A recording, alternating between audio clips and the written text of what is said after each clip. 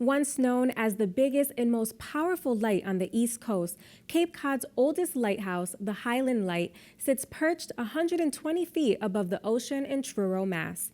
Moved to its present location in July of 1996 due to the eroding shoreline, the Cape's tallest lighthouse is now owned by the National Park Service as part of the Cape Cod National Seashore and still serves as an active aid to navigation to this day. Producer Dave Frazier takes us there.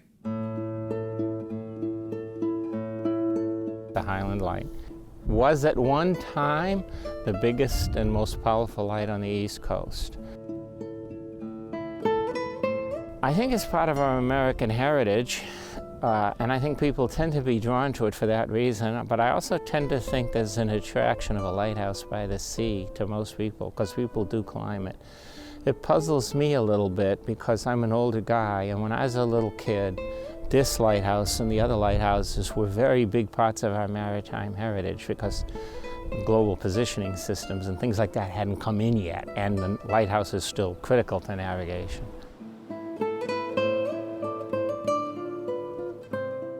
We are sitting right now on 42 north latitude and 70 west latitude. 2,900 miles dead east, it's Portugal. 840 is the Titanic. So there's 4 lights out here telling you how to navigate yourself around Cape Cod. Now why? Because we stick way out to sea.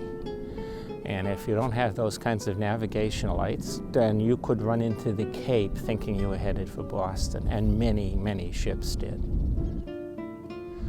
What you see is 2 balconies. The light in the lighthouse is swinging round and round so that it glows on the horizon all the time. And every 5 seconds it flashes bright.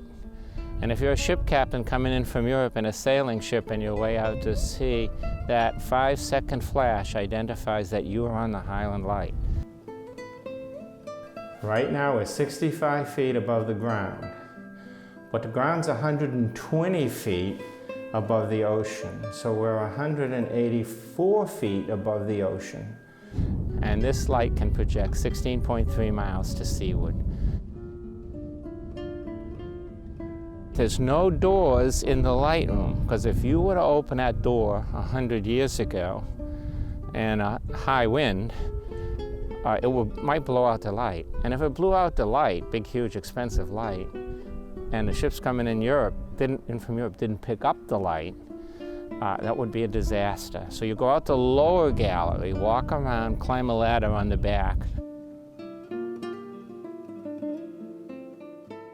The original location, of course, is where that stone is in 1797. It's moved back 16 years ago, but a couple of years before that, the Coast Guard guys sitting in the lighthouse in a big storm suddenly found the banking to our left going over the side. The banking is steadily eroding. The lighthouse is as far back from the banking now as it was from the banking in 1857 when it was built.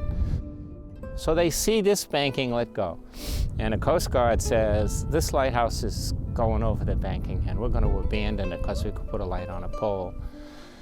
And everybody gets together and they raise the money to move it back, to save it. And so you see it further back. I doubt that the ancient critical to navigation matches, but somehow the lighthouses are a connection with the past. And I think they're preserved for that reason. That's one of the reasons we try to preserve this one.